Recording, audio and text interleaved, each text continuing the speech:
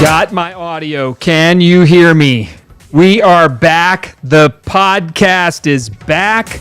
It has been, I don't know how long, Salo. So first of all, this is just me and Salo. Salo Rodriguez. Woo! We're sitting here at the illustrious Align Mortgage Building. We're back to the podcasting world. A little bit different format. We'll talk about that here in a minute. But Salo and I are here, about ready to talk about a few things and let you walk through what we're doing differently and how the podcast, it's still the Brockcast, don't get me wrong, but we have a different format and a setup. It has probably been since December. Did we do anything in January? We didn't, did we?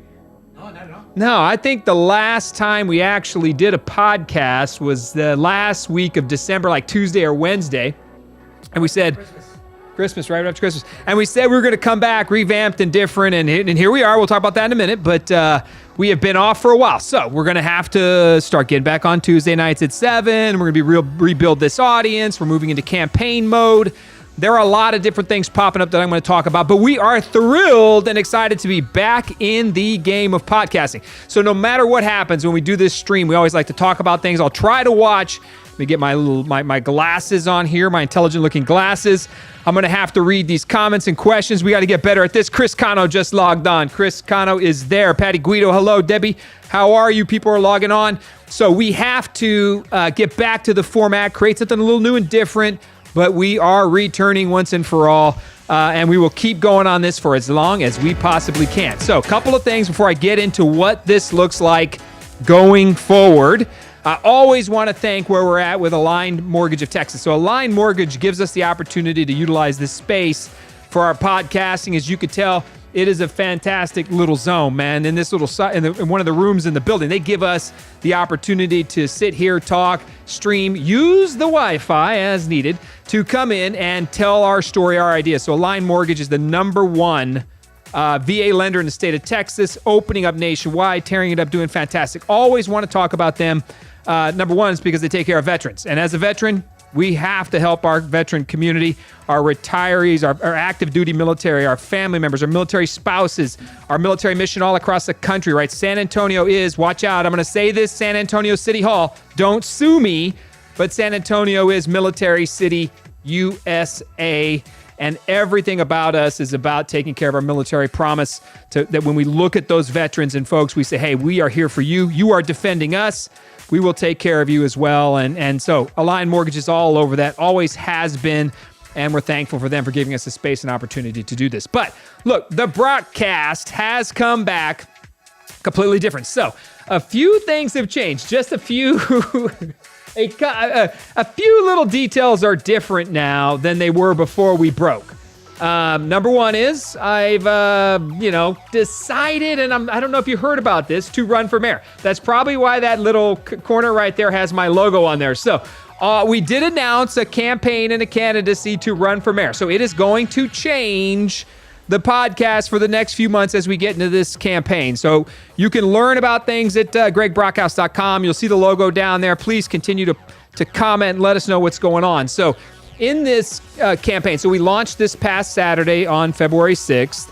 And I think we had a fantastic launch with our family. It was very close-knit. It was a virtual launch. It was kind of funny because almost 2 years to the day, we launched a campaign for mayor in 2019 on Old Highway 90. It was, I don't know, 35, 40 degrees or something like that. It was raining. It was cold. We still had like 300 people out on a classic car show party, and we had a super time. And it was fantastic on Old Highway 90, right in the heart of District 6. And we launched like 2 years ago, on February 9th in 2019. So you fast forward the 2 years, now we're staring at a virtual launch with a very small group of friends and family that showed up. We had some great barbecue that we served as well, but we just launched in a completely different manner, online, more focused on recorded videos, and then of course I gave a speech. So you can always check that out. You can see it on the Facebook page. It is on there on the Brockcast page. You can scroll a little further down. You can watch the video. It's about 40 minutes. But what you'll see in that video is some stories from my father-in-law, my daughter, my wife. But then I go into this, I'm not kidding you. It's like 20, 25 minutes of the future, right? The state of what this campaign and San Antonio is going to look like. So I do get into the big stuff in the video. So check it out, listen, tell me what you think. What I want more than anything, And so people will say, hey, but why are you in the race and why are you running again? And here's a couple of key facts. Number one, we got real close in 2019. I mean, within a whisker. I think, 1,300 votes, 1,327, whatever the number is, go the other way, and I would be the mayor of San Antonio. So you can work hard and go all in and get really, really close, and then we ended up not winning. And look, I will tell you, I now attribute this, and one of the great things having lost that race and now coming back again is over the last year and a half, I've really captured this piece and kind of reinvigorated my faith to the point where I understand it wasn't my time, and that's okay. Our family went through that together. We got tighter and stronger as a result of it. We came out of that campaign, and over the last year and a half, just trying to rebuild life, get back to work, making money, putting the kids back in school, just really getting after it as a family. We bought a new house. Everything has been... So I want to make sure I reiterate this because this is very important.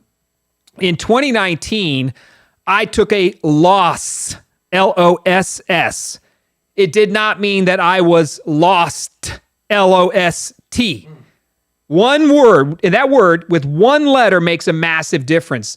So I am, proud of what we did, but it didn't mean I was completely destroyed. Nobody knocked us off our feet. We had a tough campaign and race, and we went back to life and family and all the struggles. And then COVID hits, and the whole year 2020 changed. And here we are back again, staring at an opportunity to run one more time and noticing that nothing has changed in the city, and that the same problems that were there in 2019 are here now.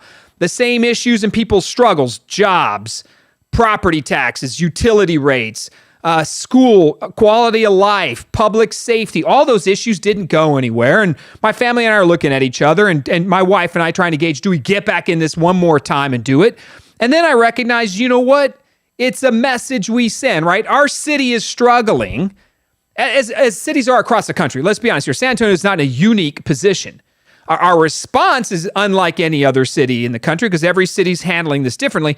But from a challenge perspective and the things we face, it's pretty much the same across the country, differing levels depending upon where you're at and COVID-19 infection rates and everything. But we are in a struggle, right? And it is okay to say the challenges are overwhelming, and you cannot lose hope in this opportunity. There's opportunity every corner you turn. So you have to get back in the fight. You cannot give up. If you gave up and simply walked away and said, you know what, COVID's got me beat. I'm out of here. Check out and give up. There's family, there's parents, there's friends, there's everybody, there's people who depend on you, your piece of the world, to continue to show up. And that's part of why we jump back in it, is to say, you know what, we're not going to quit. 2019 didn't keep me down. I mean, it was a tough race. I didn't win. I took a loss, but I was not lost. And in all that thing, my family and I said, well, you know what? This is where San Antonio's at. We had a tough year in 2019. Now we're coming back and we're saying we're wiser for it. We're smarter for it. We understand the humility of what it means to get back in a race that's going to have the same challenges, maybe not exactly as difficult as others, and it'll be completely different, but our chance to get in and say, this is what we believe San Antonio can be. It's not enough. And people will criticize me all day long and they'll say, hey man, you're an armchair quarterback, right? Well, I put my name on the line. I ran for public office, but you also can't run a podcast and say we can do this, we can do that, we can do better, and then never show up, right? Just do it on the TV, right? Or on your Facebook page or on YouTube or Twitter and launch bombs. No, we're back in it to put those ideas and thoughts back in front of people. And if we put them back in front of people, right, and we say, look, here's an alternative plan. I mean, does Ron Nirenberg have all the answers to COVID and the situations of our city? Absolutely not. I don't believe so. Do I have a different belief system that we can put in place and challenge the status quo? Yes, I do. Am I out to change the city of San Antonio for the better? Yes, I am. Are the people who are with me, do we care and love our city and community? Yes, we do. Have we lived here our entire lives? Yes. So it all added up and we said, man, let's get back in it. So we announced, we had a great launch. And my family and I are all in. So what I want the podcast to be going forward is very simple. Ideas, talking about the issues of the week. We'll come back every Tuesday night. We're going to start, now Salo, correct me if I'm wrong, but we will attempt to take calls too, right? Yeah. So we'll do call-ins. We'll have all that information there for us so that during the campaign, as we build this up, right? So my hope is that this builds up over the next 2 or 3 months so that you have an outlet and access to me. And for many reasons, but for a couple, number one, to tell me when I'm on the right track and to tell me when I have messed up or I'm on the wrong track. And if you don't believe in the things I'm saying or doing, let me know, right? Help me be a better candidate, whether you vote for me or not. And if you hop on the podcast just to give me grief and tell me, hey man, I don't believe in this, or I think you did this wrong, or this or that, tell me. I mean, one thing you will learn about me, having come off that campaign in 2019 and my life has it been since then, I have no ego about being told either way that you're wrong or you're right. That's the beauty of being in politics, right? But in 2019, we just felt like, oh man, we're going all in and we're going to will ourselves to victory. And I learned 2 important points from that. Number one, nothing in our city gets done by myself. I cannot just show up and think I can will myself to victory or will myself to the answers and the power of me is going to get it done. That's not how we succeed as a community and city. So right off the top, you can take that to the bank with me. I have learned that we need this all-encompassing piece, all these thoughts and ideas. So you being able to hit me on the podcast and say, here you go. Hey, Brock, this is what I think. Hey, man, I really wasn't happy with you on this. And you may be the only person that thinks that, but you can have an opportunity and time to give me those ideas. And if we're on the other side of an issue, let me have it. So we can't do this on our own. That's huge, especially when we're trying to come out of this pandemic, right? Moving forward into the future of San Antonio, whether it's jobs or public safety, we're going to talk about those things, but we need to get all those issues on the table. So the podcast will be about ideas and criticisms if necessary. And if you want to come on the podcast and tell me what you think, reach out. Can we put my personal number up there? So I'm going all in. This is my cell phone number. Can we get it up there? All right, that is my, here come the load of angry memes. No, I'm just kidding. Right, someone's going to throw some pretty interesting memes at me, and I hope you do. Maybe one day. We've seen some good ones already. They even hurt my feelings. Yeah, that Salo's feelings got hurt on some of the memes that were sent his way. But that's my cell phone. So I have dedicated a line. I went to AT&T. I opened up a new line. I knew this was coming, and I said, you know what? We have to stay connected. If you think I am the world's worst politician, tell me why.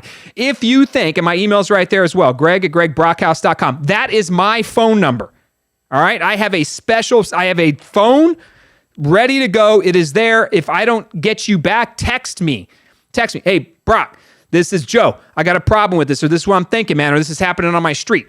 That's my personal contact there. I will carry that phone with me for as long as I need to. And if I'm elected mayor, you will have access to me. Now, that may not thrill my team too much because they're going to be like, hey, man, you cannot be, you got to focus. But this is the focus of what it means to be a people's mayor, a mayor for the citizens. That's what it is. That's my email. You hit me on both of those. You can catch me on Facebook. Let me know, and I'll respond. So this is the start of what becomes hopefully an outlet so then we can recap the campaign. We'll do some Q&A. We'll say, hey, man, this is where we went this week. This is what they're voting on Thursday. Here are some ideas. Jog them out. What do you think? If you know people who are interested in the political arena and you want them to get introduced to me, have them watch. Have them call me. Share the number. If you think I am absolutely not telling you something you want to know, call me out. Text me on it. One of the most important things we can do, and I've learned this over years in politics, it's better to connect on a human level with a phone call, if not in person, than on Facebook, you attacking or ideas or, hey, I think you're great. I mean, it's very minimal, that conversation, that interaction between people when it's on a post or a meme. So for you to be able to get to me and have an honest conversation, because you may say, hey, Greg, why did you do this in 2019? Or what happened here? And I can put that, or why did you vote for this? I can put that on a text. Sure, I can put it on a post. But at the end of the day, if I don't get the chance to tell you myself, I think I'm missing something. So this is what COVID has taught, I think, a lot of us, is that personal connection, right? The personal connection. we've really reclaimed that as a community, right? We've reclaimed that, man, I'm back to my family again, my close family, because we're quarantined or we're not going out as much. It's smaller contact interaction. But what we've lost is this larger community conversation. We've lost this larger community piece. So I want to make sure I get out there for you and you guys know. And that's what the podcast is going to be. And eventually we're going to go in and take calls. So if you know somebody, questions, have them call me. Share the podcast. If you want them to reach out, share my number. That, I guarantee you, is my phone number. And I don't know of any other politician, maybe Jose Menendez. I think Jose Menendez did it too. I'm pretty sure. But that gives your personal phone number to anybody that wants to do it. I can't say I'm going to respond back in 15, 20 minutes. But I will respond back to you because at some point, now, if I don't, well, then you get held accountable. So this is a two-way street. But if I can get back to you about what I believe and I take that time and I sit down an hour a day and I say, this is just as important, I got to go through this, that is how we build relationship and you earn votes. So that's what the podcast is going to look like from here on out. It'll grow, hopefully, and it'll get a little higher, more people watching, and then we'll turn it into this thing where we have great conversations about the city. And friends, it's okay if you don't vote for me, if you think I'm wrong for the job and you don't believe something about me, or you think something horrible. It's okay if you don't vote for me. I want you to, but at the end of the day, it's okay. Like if I'm elected and God says this is your plan, this is your path, and I've done everything I need to do to get the job, and let's say I get the job on May 1st, I will be your mayor too. Like you have to be a mayor for everybody, right? You can't be a mayor just for Democrats, and you can't be a mayor just for Republicans. You can't be a mayor just based on, I like people who do this or people who do that. No. San Antonio is a nonpartisan political seat. Now you're going to say, oh, that's a joke, Greg. They're partisan down there. Yeah. Oh, yes. You can tell people based on their issues they advocate for. But the bottom line is it is a nonpartisan piece, and we should honor that as best we can and let it ride at that. Like, I don't need to sit here and have a conversation that, well, I tell you what, you're a Democrat. I'll never vote for you in the history of mankind. I will tell you at City Hall, potholes, public safety, police officers. You think a police officer's knocking on a door thinking, I wonder if there's a Republican behind this door. If not, I'm going to head out of here. That's not how this system works. Potholes don't know politics, right? Senior centers don't really, it's not a political machine. And you think about garbage and waste collection, right? Public works. These aren't issues that are hyper partisan. Now, do we get some of them from time to time at City Hall? Yes, we do. And they expose people's ideologies. But 95% about what happens at City Hall, probably more, 98% of the votes, 99, are not based on politics. They're based on how can I get this business back to work? How can I get people grants and opportunity? How can I make sure police officers are fully staffed and have the opportunity to get to you as fast as possible? How can I get those firefighters the equipment they need? Those aren't political issues. That's why local politics and local government's one of the most important things you can get your hands around. So you can think, I have some Republican principles, perhaps.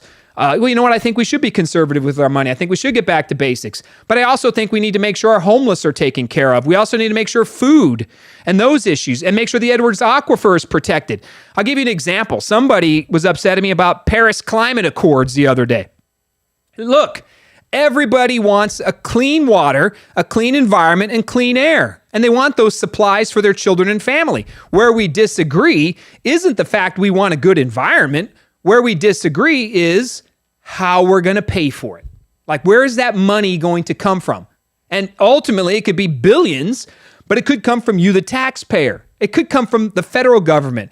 Right now, we're arguing over jobs, right? Like, how are we going to bring people back to work? So all of these things at City Hall, I wouldn't ask you to jump at them, look at them strictly from Republican or Democrat, whether that could help me or hurt me. It's irrelevant. I'm just saying the first piece we need to look at it is San Antonians, right? Because we're unlike any city in the nation. We are a nonpartisan machine, and I think we should try to honor that. We work hard to say, hey, how can we make this better street by street, neighborhood by neighborhood? When I drive down my street on Selborne Lane or on 151 or in the West Side on Hackberry, if I'm down cruising Mission Road, I'm riding down those streets. I'm not thinking, well, that's a Democrat street. No. What I'm thinking is there's the pothole here, man. We got to get the pothole repair team out here. What I'm thinking is, look at those stray dogs. Like, are there kids walking on that street? Because that stray dog looks a little mangy. You know, I wouldn't want a child to get...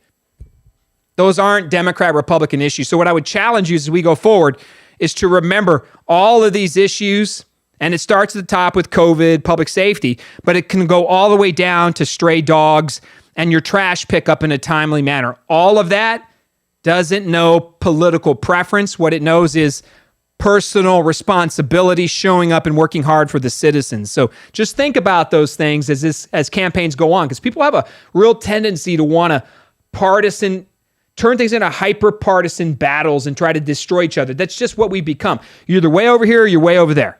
And if you're not, forget you. But those are really, I'm going to tell you, most I think are on those fringes, but the rest of us are right in this area right here, which is, yeah, I want a good job. I want to make as much money as I can, and I want to keep as much of it as I can, taxes. And I want my kids to have a roof over their head. I want them to be proud of their family and their parents. These are all normal issues. I want to be able to go to church safely. I don't want my kids getting shot in the street on a stray bullet. I don't want them automatically committed just because of the color of their skin to X, Y, Z. I want them to have the same opportunity. That's what people worry about, right? And those are okay things. So let's dig into that stuff and let's make sure we understand each other and go forward. So that is all in nutshell of where we're heading and how we come up with these issues and ideas and the things we talk about every week. So like it, share it, push it out there. Let us know what district you live in. Put comments in there. I didn't actually, A lot of people engaging today. Man, we got some people engaging out there. Stop borrowing money to take for tourist amenities. Well, that's a good point right there. Why does political affiliation have to be added in? Hoyt's exactly right. You don't have to. Potholes don't know politics. I don't know how many times we got to say that. Potholes don't know politics. The decade of downtown. Jason's. We're straight up with the COVID vaccine. There's no way we will ever hurt the environment ever again. I mean, Ray's got some parts on that. What do you think of the vaccine? Marbach and 410 is the new tent city. Man, Kerry Hall, we got to go check that one out. We are Americans. Great, right? Yes. Stance on the COVID vaccine. Man, we're getting some questions on the COVID vaccine. Protect the unborn. Take it to the street. So couple quick points, since there's a few questions right there before I hop into some of the issues of the day and where we're launching on some ideas. The COVID vaccine. So here's my take on the COVID vaccine. These are personal preference issues, and people are not going to want to take the vaccine, and I respect that right 100%. I will take the vaccine when my time and opportunity comes in. I've asked my parents to do it, my in-laws, my wife, and we'll take the vaccine. And part of it is for us. It's who we believe, what we believe, the safety, the efficacy of it, all of these things wrapped in. It's okay for us. And if it's not okay for you, because take Jason for instance, he said no.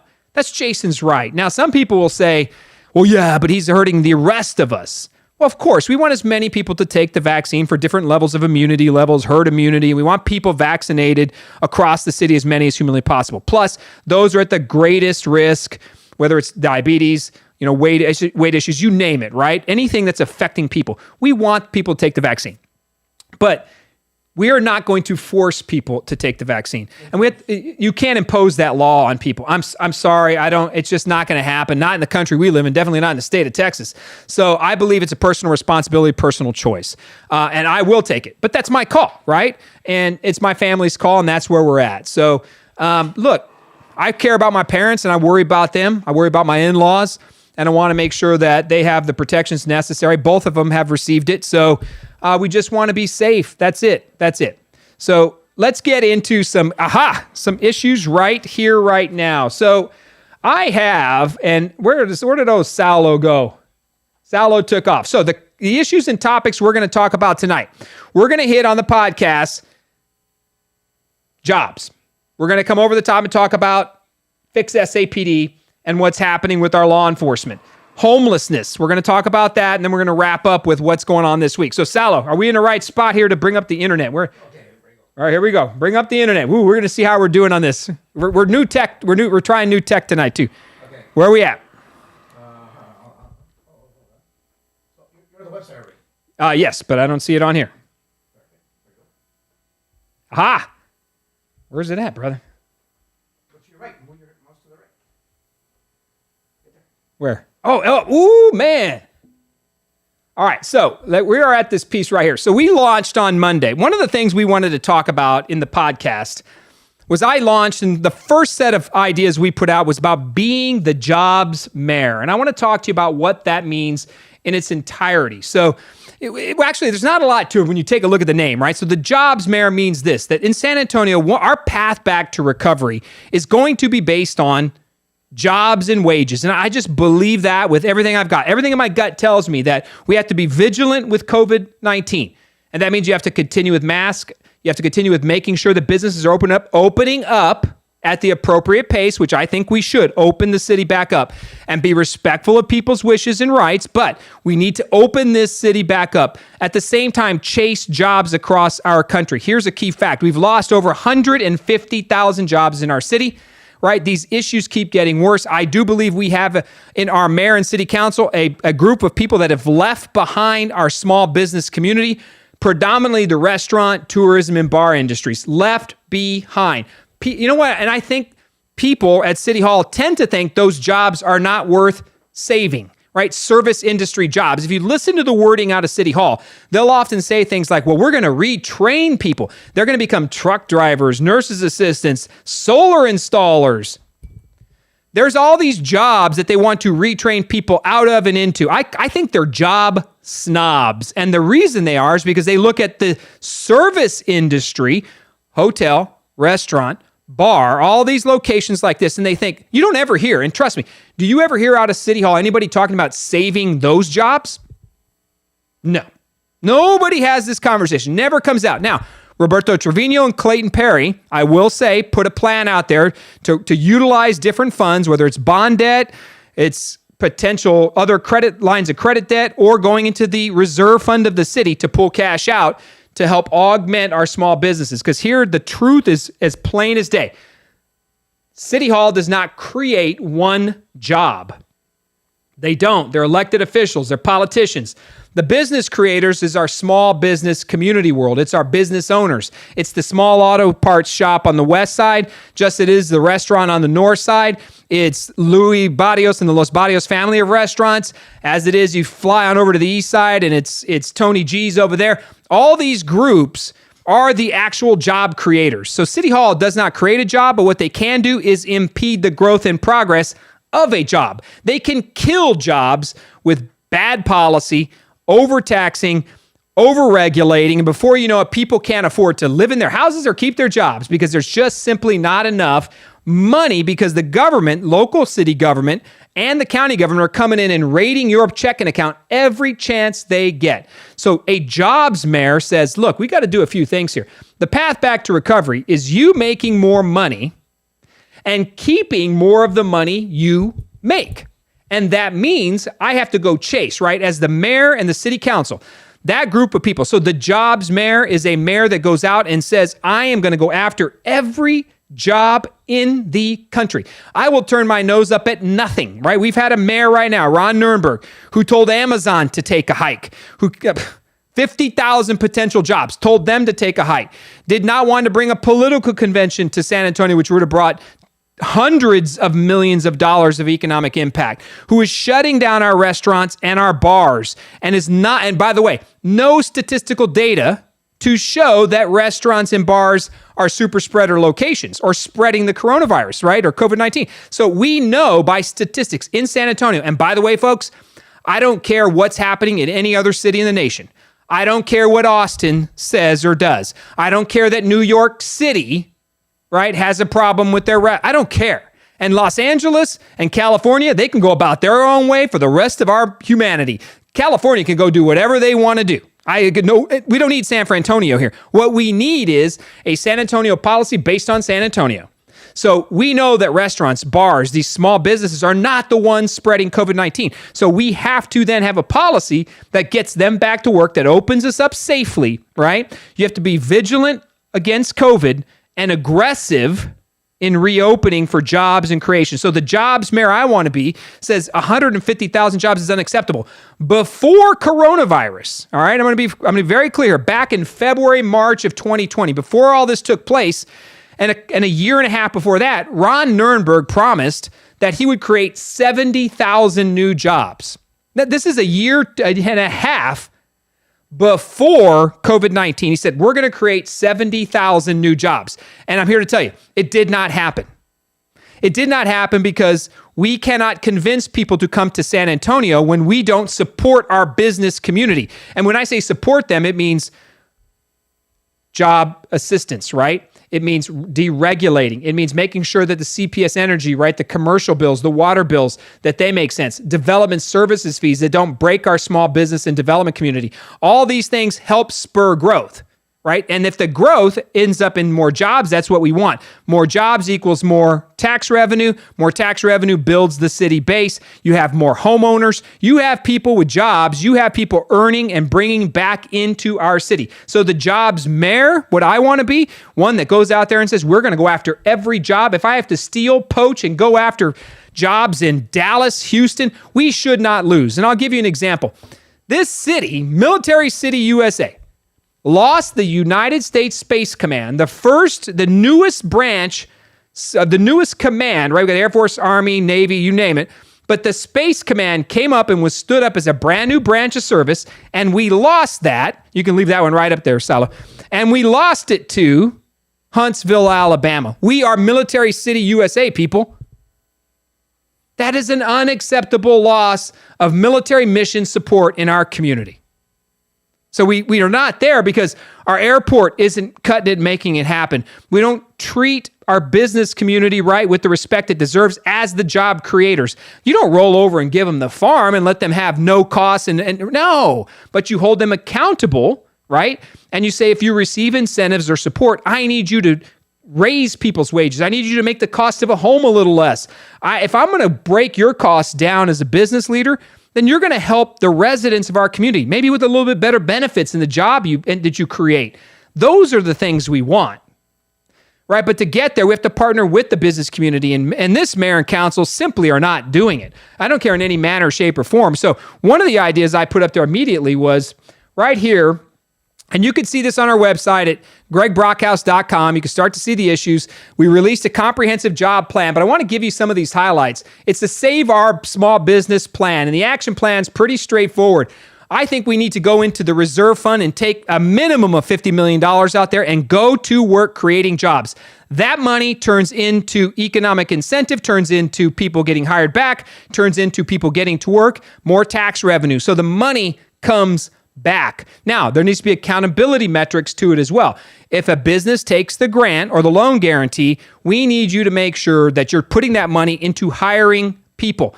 And I don't care what type of job it is. We cannot be job snobs because we think you working in a bar is not good. You need to be working installing solar panels, my friend, or being a truck driver. That is not the mentality of job creation. People in this city right now are struggling to even eat. If you remember those food lines we had at the beginning of the pandemic, those haven't disappeared. They're just not on the city council's radar anymore, right? They're not advertising anymore because it didn't make the national news. So those food lines and all that, people need money to get back to a quality of life. Jobs and money are going to get us there. I put some other thoughts in here about hire back summits with our core industries, right? We have to also think about what it means to help our businesses market and hire. They can't get it done. Some of these businesses have been shut down and their worlds are forever changing, by the way. And when I say forever changing, it's like a lot of people are recognizing as business owners that maybe I don't need a building any further to do this work. My employees can work from home. Well, what does that look like for our industry, right? What does that look like for our businesses? If people are staying home, what's our Wi-Fi? What's our broadband access? How is this whole machine built to help us get people back to work? So let's see here, Sal. Am I going the right way on that one? There it is. Right. So we want to do hire back summits with our core industry and look at these industries we're focusing on. This plan also has a tourism piece. One of the biggest things I think with tourism that we've lost is, and at the top of that list, we had the Alamo right there, right? We have to create this destination mentality and resurrect our tourism business. And maybe that means staycations and other things like that, where we take the focus at City Hall and we say, how do we rebuild that Alamo plan? Now, mark my words here for people that are concerned. We don't move the cenotaph. We're not doing anything out of whack or crazy, but we need to invest in that space. The public has spoken loud and clear on the Alamo. They do not want the cenotaph moved, and we must honor their public input. However, there are things we can do about keeping an open space that helps people honor the Shrine of Defenders. Alamo's #1 tourist destination in the state, and we are not treating it as such, and we have to bring that mentality back. So resurrecting the tourism industry and telling the story of what's great about San Antonio. The full focus of the City Hall behind Military City USA. We hit on that one. A job wage structure, right? People will say, you need to come in and pay $15 an hour. That will be a national discussion. So we have to talk about how we put a benefits package and a pay package around our local small businesses, right? So we have to think about what we do to raise wages. We can't be the most economically segregated city in the nation and just turn a blind eye to it. People need to make more money. We're going to have those kinds of conversations. We also want to talk about other revenue sources that are going to appear out there. For instance, cannabis industry. Austin's meeting right now, right? So our biennial, it's a biennial. Every 2 years, our Texas State Legislature meets. They are in session now. And as they are in session, there will be talk of 2 items, although Dan Patrick killed one of them today, he said. But they're going to talk about the cannabis industry. How do we, San Antonio, produce ourselves a game plan to be prepared for cannabis and gaming opportunities, sports betting, those types of things? Those will be debated in Austin. And whether it's 2, 4, 6, or 10 years, eventually, those items will be available in Texas, and we need revenue streams, right? So one of the things I like to talk about is we have to find new ways to bring revenue into the city. The more dollars we bring in, right, the more we can invest in the basics, right? Educated workforce, and this plan is all-encompassing. Check it out, read it, champion jobs across the country, a jobs destination mentality, and transportation initiatives and infrastructure, right? So all of this is in our jobs plan. So hop at it, take a look at it, chew it up, tell me what you think. But the most important pieces are people back to work and the city stepping up and utilizing our resources. We're sitting on over $100 million of reserve fund money for our rainy day fund. If think about it, has there been ever a more important time in our history of our city where we needed to take those dollars, our piggy bank, our savings account, and put it and invest it into our people? Now is the time. Because by the way, I'm going to remind City Hall, we may have the reserve fund, the rainy day fund. It is the citizens' money. It belongs to the taxpayer. It does not belong to you, Ron Nirenberg, and you 10 other city council members. It doesn't belong to you. The money in the reserve fund belongs to the citizens. Give it back when they need it most and support job growth and wages. So check it out. This is also on the Facebook page. If you scroll down on the Brockcast page, you'll see it. You can click on it and go straight to it. But the Jobs Mayor is all about, and that was our first platform, people back to work, making more money and keeping more of the money they make. And I trust citizens to do it in a safe manner that protects all, that our businesses are trusted. They open that back up. Because the truth is, if Ron Nirenberg can allow a boxing match at the Alamo Dome, and he can throw the Alamo Bowl out and have an Alamo Bowl party, and he can allow the NCAA to come here, if it's okay for Ron Nirenberg and his cronies and his special interest insiders, then it's okay for you, the citizens of San Antonio. He should not be texting you to not celebrate Christmas or the Super Bowl, but letting the Alamo Dome have a boxing match with 12,000 people showing up, not masked up, drinking alcohol. That's the state of City Hall, right? Hypocrisy at its finest. So check it out. Look at the plan. Get there and get moving on it. So let's go to a couple of these items right here. Can we bring this? We're going to go output. Aha, here we go. All right, we're on. We're going to catch some of the top hot topics of the day, and we'll get moving, and we're almost about wrapped up. But I want to knock some of these things out. We up? All right. Today, which is kind of funny, based on the jobs piece. So these are the hot shot issues of the day and what I see happening that's important on Thursday, so you can keep track of what's going on at City Hall. So today, hard-hit San Antonio bars and restaurants could soon get extra money from the city under a council proposal. We put out our jobs plan on Saturday, and we delivered it Monday to the media. And lo and behold, all of a sudden, Ron Nirenberg and City Hall have a wild hair now that they're going to try to find out ways to help the bar and restaurant industry. This is politics at its finest. So he doesn't come in and do it unless his election is under threat. When it's time for election, Ron Nirenberg shows back up and starts policy legislating. The mayor could have done this. He could have supported Roberto Trevino and Clayton Perry and put the money back into the bars and restaurant industry. He did not. In fact, he felt it was inappropriate and a waste of money to go and help the bar and restaurant industry. However, today he said he's considering it. He's considering it because it's election time. There's no other way to put it. So it's election time, and now he cares about the bar and restaurant industry. You know why? Those employees, they're voters, right? And they talk to voters. When you lose 40%, up to 40% of our bars, restaurants, that industry's gone, never to come back. I mean, come on, man. Mexican Manhattan went away. Luby's.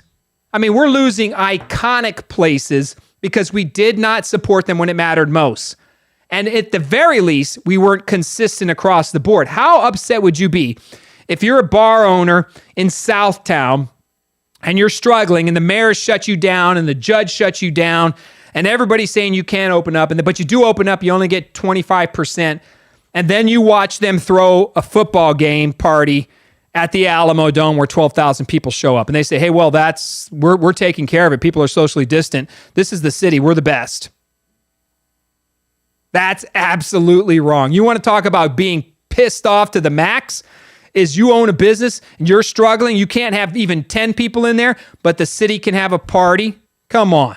That's not how these things work. So watch. What you will see, I guarantee you, is over the next 2 months, suddenly City Hall is going to start doing amazing work. Council members, it's election time. It's time to get busy. Got to get reelected. I better make sure I help those bar and restaurant owners. Come on. We know the truth here. If you haven't done it for the last 19 months of your term, why all of a sudden now are you trying to do it? It's time to go to work. It's time to campaign. So there we go. Another hit list that came out over the last week. Houston and Dallas and Austin have vaccine wait lists. San Antonio officials don't want to do that. In the picture right there is the director of Metro Health, Dr. Colleen Bridger. Literally, Dr. Bridger told the city council to take a hike, go pound sand. She is run amok doing whatever she wants to do at Metro Health. She is not listening to people. The arrogance of that position in response to the elected officials, the mayor and city council, I swear to you, she told them to take a hike. We're not going to listen to you. No, we're not going to do wait lists. I was completely stunned. And of course, the mayor and council sit back and say, okay. But they may be a little bit upset about it now because they're recognizing, what do wait lists do? Dallas, Austin, Houston have them. And this is the scary part for them. Wait lists for the vaccine give a little bit of hope. Just a little bit of hope. And it also is a lot of expectation on the city. Tell me, and I'm just curious, what's wrong with a little bit of hope and a lot of bit of expectation on the city? I say nothing. There's nothing wrong with you expecting more out of the city. And there's nothing wrong with you being on a centralized wait list so you feel like there's some semblance of hope that you'll get there. Then it's on the city to deliver it. And I'm sorry if Dr. Bridger, if you're under the gun to have to deliver it, I'm sorry. If you don't like it, you don't need to work at the city. And somebody has to show some leadership down there to say, you follow us. We set the policy. She literally told the council when they asked her, what do you think, Dr. Bridger? Councilman Courage and a couple others were like, we want the wait list. Her answer was, we're moving on. We're not having this discussion any further. Yeah, that's not how this works, right? A staffer does not tell the council how to run our city. This is a broke process. And what it comes from is a lack of leadership. And for years, the city staff has owned the city council. It's changed over the last few years, but when you have weak leadership at City Hall, what you get is the staff owning you. And the staff does not answer to the people.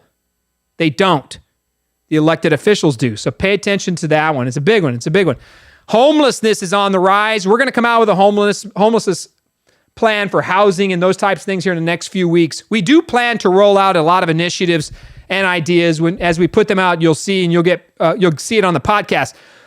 Homelessness was up, and this was dated right here, May 14th, 2020. So maybe just about 2 months, 2.5 months into the pandemic.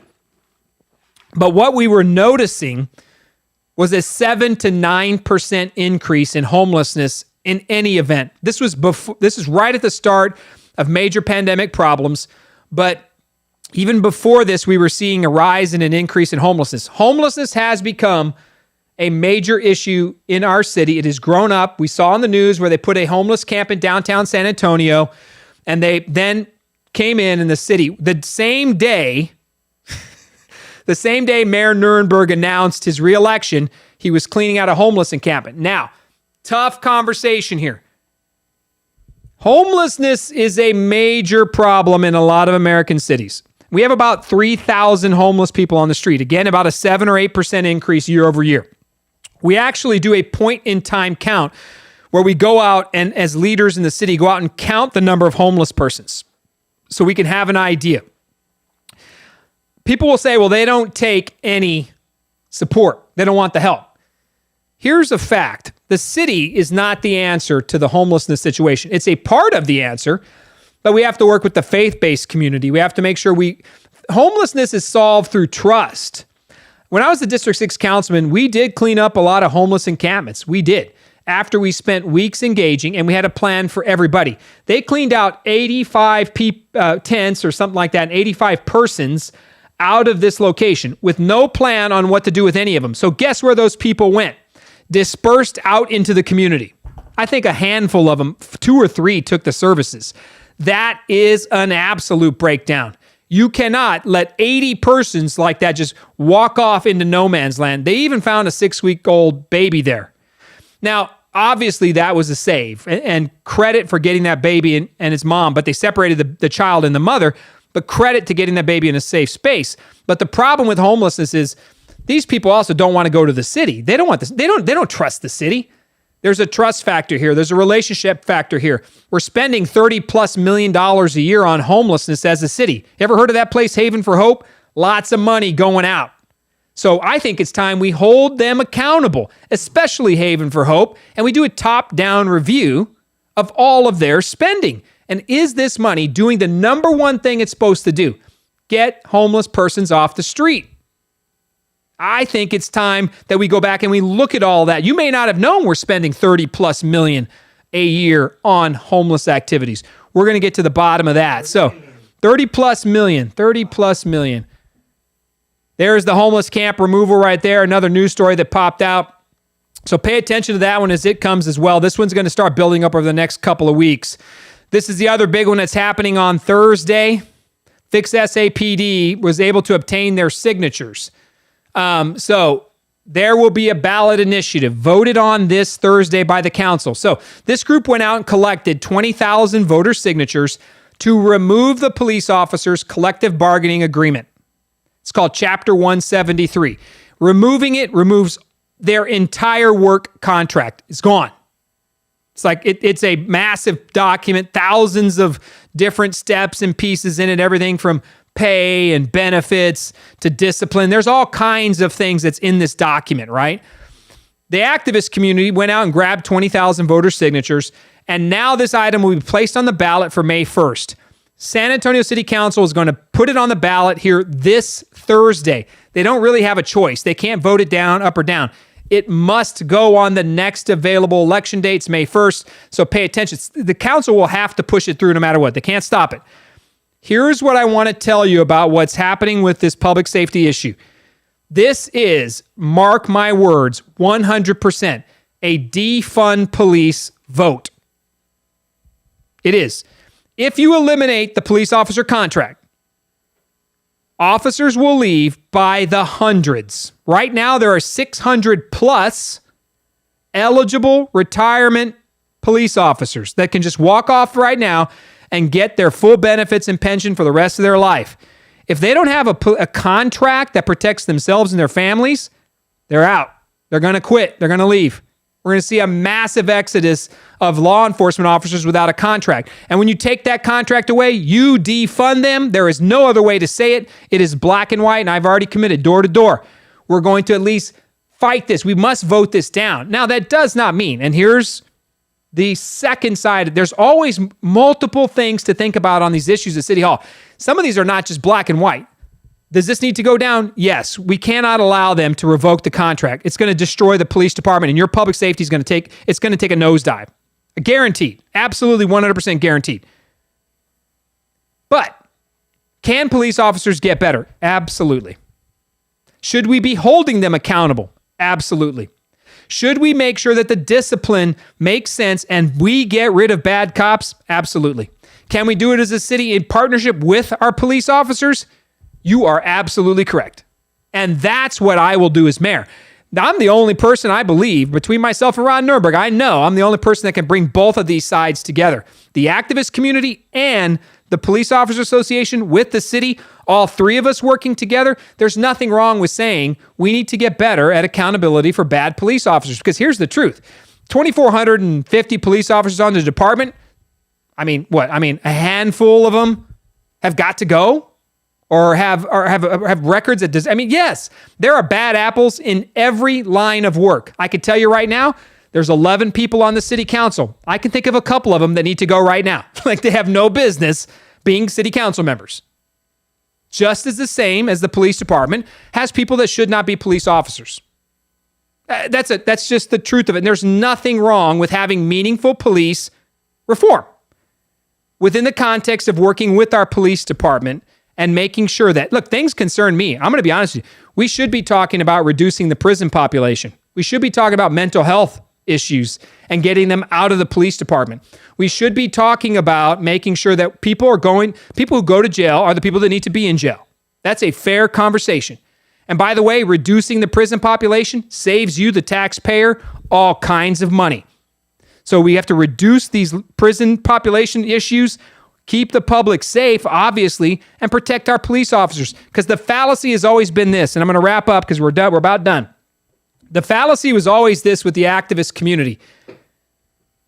They go out and collect this petition, and they want to defund the police department, take away their contract. In truth, what the activists, the police reform activists, I believe what they want is the money and resources to do other things in the community.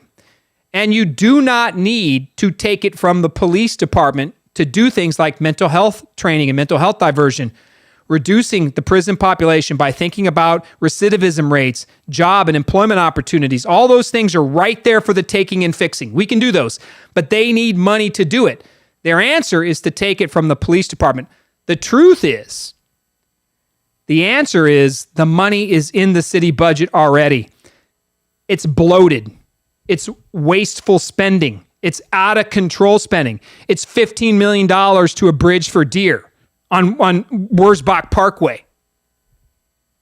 That's where we're going to find this money. It's bailing out folks like Weston Urban and the Grand Hyatt. It's bailing out developers that are billionaires that are Ron Nuremberg supporters. It's all those people. If we take the money from them, we can find the money.